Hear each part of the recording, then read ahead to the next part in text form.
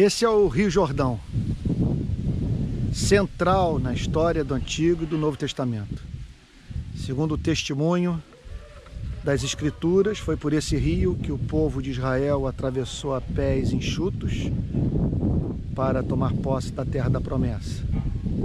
E nesse rio, Jesus foi batizado. E nessa região, isso não há dúvida quanto ao fato, João Batista exerceu o seu ministério público. E é sobre isso que eu gostaria de chamar a sua atenção nesse local tão importante para a história do cristianismo. João Batista chamava as pessoas para o arrependimento.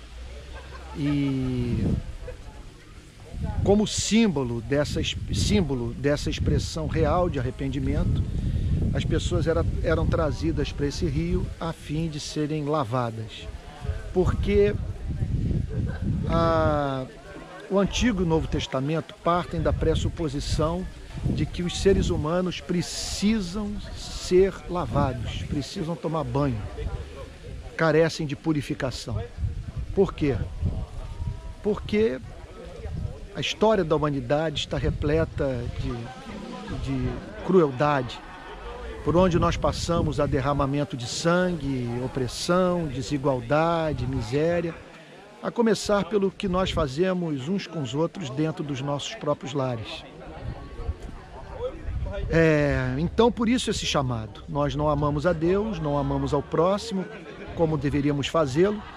Então, a Bíblia nos chama para nós nos arrependermos. E João Batista, portanto, chamava os arrependidos, os que atenderam a mensagem, para serem batizados aqui nessa região. Não sei se propriamente nesse local, mas não há dúvida que foi nessa região. Pois bem, interessante o comportamento de João Batista quando soldados o procuraram para o batismo. Ele estabeleceu três condições, não é? Quer dizer, três expressões de arrependimento. O arrependimento daqueles soldados ficaria patenteado mediante três expressões de mudança de vida. João Batista diz o seguinte: olha, em primeiro lugar, não apresentem denúncia falsa. Vocês têm lançado pessoas na prisão mentindo, acusando-as de crimes que elas não praticaram. Vocês têm que se arrepender disso. Em segundo lugar, que vocês fiquem satisfeitos com o seu salário. Portanto, parem de se dedicar ao crime de extorquir dinheiro das pessoas. E, por fim, não maltratem ninguém, foi a terceira condição. Não pratiquem tortura. É muito importante enfatizar esse ponto, porque fica evidente que esperava-se mudanças de vida concretas, especialmente a partir daquelas áreas em que as pessoas mais comumente pecavam.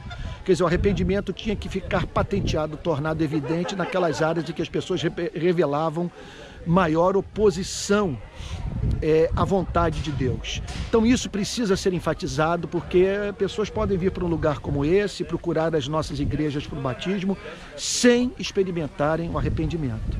O arrependimento é lavagem, também recebe uma outra conotação mais profunda com Cristo e com seus discípulos.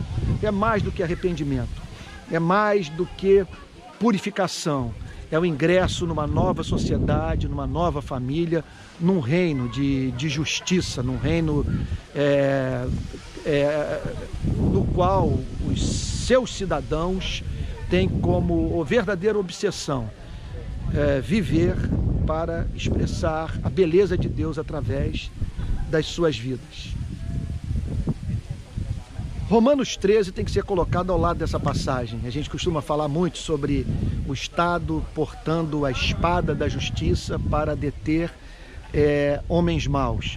Nós não podemos nos esquecer jamais que os que portam a espada também são seres caídos. E que, se por um lado a Bíblia condena a anarquia, por outro lado a Bíblia também condena o abuso de poder. E nessa região, essa mensagem foi corajosamente proclamada por João Batista.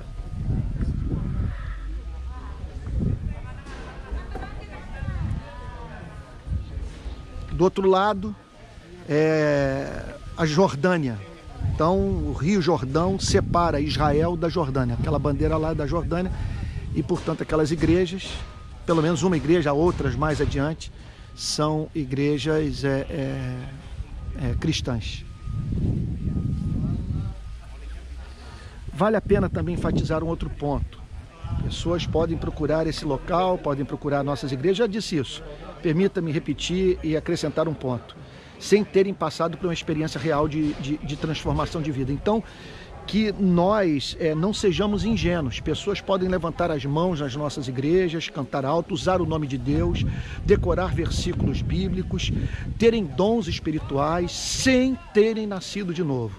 E não há novo nascimento, não há experiência concreta de redenção, de reconciliação com Deus, sem isso que a Bíblia chama de metanoia, essa mudança de mente, essa reorientação da vida, que faz com que o homem mude de caminho. Estava indo numa direção, agora vai em outra.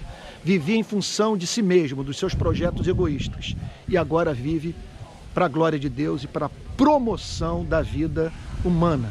De modo que todo aquele que cruzar o seu caminho vai se sentir amado por Ele e, sendo assim, tendo uma ideia do amor de Deus pela sua própria vida.